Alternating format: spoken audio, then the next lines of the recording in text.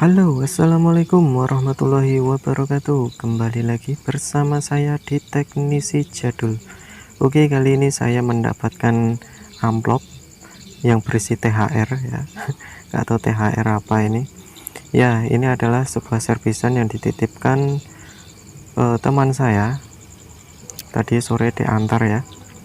Ini adalah handphone Vivo V5S kalau nggak salah. V5S atau V5 LED ya.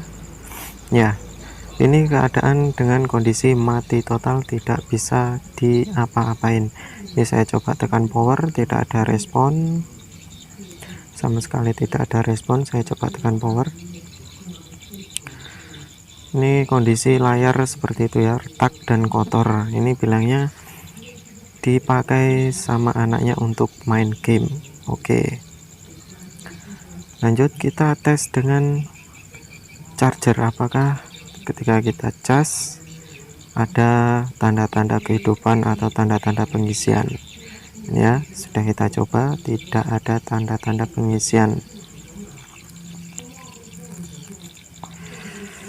Masalah seperti ini sering kita temui sebagai teknisi, khususnya teknisi HP. Kerusakan bisa di hardware ya. Hardware ini kalau menurut saya 70% di hardware dan 30% nya tuh di software, karena software juga bisa bermasalah. HP bisa disebabkan oleh software, HP bisa jadi mati total. Oke, kita coba bongkar saja. Kita lepaskan dulu SIM tray-nya agar supaya mempermudah kita dalam proses pembongkaran. Ya, ini sudah terlepas. Lanjut kita bongkar backdoor belakangnya. Ya, namanya backdoor itu pasti belakang ya, nggak ada backdoor itu depan ya. Oke, kita coba lepaskan. Jangan lupa dua baut di bawah, di kanan kirinya plug-in charger dilepas. Nanti asal dicongkel saja, bautnya tidak dilepas ya ambiar. Oke guys, lanjut. Oke, lanjut kita bongkar kembali. Ya, ini sudah terlepas ya backdoor belakangnya. Untuk penganalisaan kasus seperti ini harus kita mulai dari pintu pertama, di mana arus atau tegangan dari charger itu masuk ya. Ya, terutama kita bisa tahu dari mana arus itu masuk. Ya, kita mulai pengecekan dari konektor charger. Ya, ini saya coba untuk mengetes tegangan yang masuk di konektor baterai dengan cara sambungkan plug-in charger, dan kita bisa gunakan multitester digital setel di angka 20. Nah, ini cara pengukurannya. Plus disambungkan dengan plus, min dengan min. Di sini konektor baterai terdapat nilai angka 60 sampai 50 ya, 0,60 0,50 ya. Artinya tegangan yang dihasilkan dari charger ini tidak masuk sampai ke konektor baterai. Artinya yang bermasalah ini adalah di PCB bawah, PCB charger. Oke, lanjut kita bongkar saja konektor atau kita bongkar bagian charger. Untuk menganalisa seperti ini harus kita mulai ya dari yang mudah dulu, yaitu caranya ya seperti itu tadi. Kita sambungkan charger, kita ukur di konektor baterainya apakah voltasenya tadi itu bisa sampai ke konektor baterai. Jika itu bermasalah ya kita cek. Ini saya lakukan cek kembali di pin-pin konektor charger ya. Di sini apakah nilainya normal? Di sini nilainya terdapat angka 0, ya, artinya konektor charger bermasalah. Harusnya 4,9 volt sampai 3,9 volt atau 4 ya, 4 volt ya. Kok 3 ya? Salah. 3,9 sampai 4 ya, sampai 4 volt itu baru angka normalnya. Nah, di sini saya mendapati arus di konektor charger ini naik turun ya, artinya ini adalah konektor charger ini bermasalah. Oke, saya coba lepaskan soket-soketnya, coba saya bersihkan. Siapa tahu dengan dibersihkan bisa mengatasi masalah. Jika tidak mengatasi masalah ya kita bongkar saja, ganti konektor charger. Lanjut, ini masih lengket ya, masih orian. Sebenarnya kalau kita mau belikan satu set ini bisa ya, cuman ya sedikit berpengaruh di suara, karena yang namanya ori itu pasti sudah didesain dari segi software, dari segi hardware-nya untuk menimbulkan suara yang jernih. Kalau kita belikan yang kita ganti dengan PCB yang baru, itu saya rasa itu dari suara itu kurang jernih ya. Di sinyal juga kadang berpengaruh juga kadang, tapi kadang ada juga yang enggak ya. Ini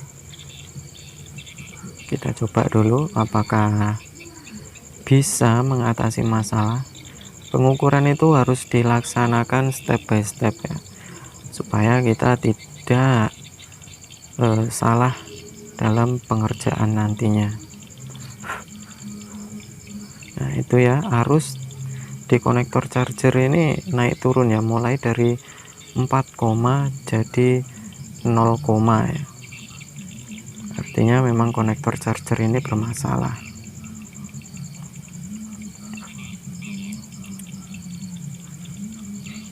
Oke, kita lanjutkan untuk pembongkaran.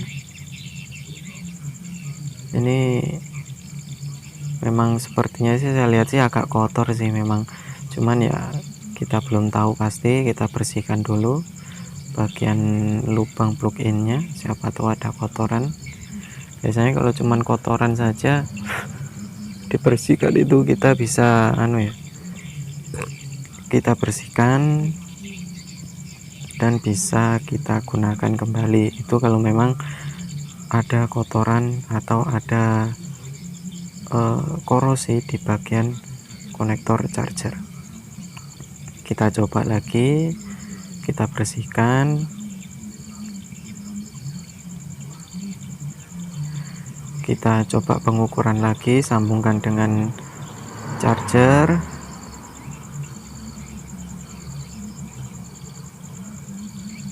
Ini ya, HP Nokia 105 saya buat ganjel ya. Ya, ini apakah dia sembuh dengan pembersihan saja? Jika tidak ya lanjut kita bongkar. Nah, itu ya, naik 49. Nah, jadi turun lagi kan. Nah, artinya tegangan yang dihasilkan ini tidak stabil. Bagaimana dia bisa masuk ke konektor charger jika arus yang dihasilkan itu tidak stabil? Ini bodi dari dari PCB-nya ini sangat lemes sekali ya. Nah, ini sudah saya coba bongkar. Sebenarnya ini konektor casnya ini bukan asli bawaan ya, ini saya buang 2 kaki, yang bagian belakang itu saya buang, jadi yang saya tempelkan itu hanya bagian depannya saja. Terus di bagian pin-pinnya juga dia tidak presisi ya, agak nyerong. Jadi saya rakit, saya serongkan sedikit ya. Kita atur bagaimana supaya tidak nyenggol satu sama lainnya antara pin tadi, karena jika nyenggol ya itu tadi HP bisa jadi short ya atau konslet. Nah, ini udah, saya rasa udah selesai, udah kelihatan rapi ya. Ini saya coba dulu apakah tegangannya stabil di 4, jika stabil ya langsung kita hajar. Nah, stabil ya, langsung saja kita hajar. Ntar dulu kita lihat dulu di tegangan di baterainya. Biasanya kalau handphone sudah kelamaan dia tidak digunakan, itu tegangan di baterai itu menurun ya. Coba, nah ini cuman 2,58. Kita tembak dulu tegangan. Ini saya tembak di tembakan pertama, saya tembakan di angka 4 sampai 5 volt.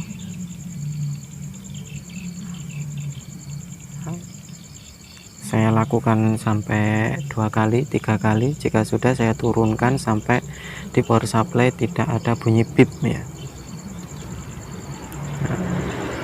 Tuh, saya kasih tegangan 3,58 volt.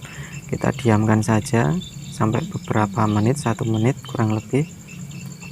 Nah itu ya, itu arus di multitester naik ya. Nah itu masih 298, kurang sedikit. Jika bisa kita lakukan pengisian dengan charger itu paling tidak itu 3 volt ke atas ya, 3 volt ke atas. Ini saya coba tambahin.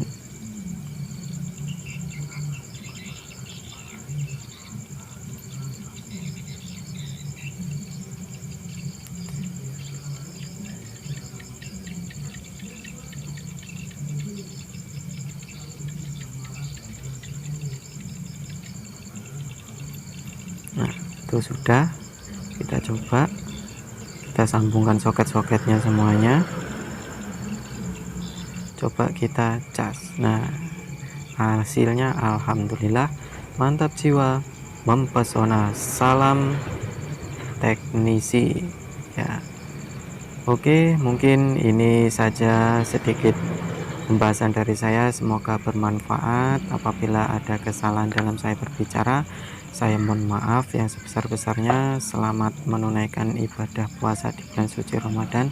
Bagi yang menjalankannya, semoga amal ibadah kita diterima di sisinya dan tentunya diridhoi segala usaha yang kita jalankan. Oke, assalamualaikum warahmatullahi wabarakatuh.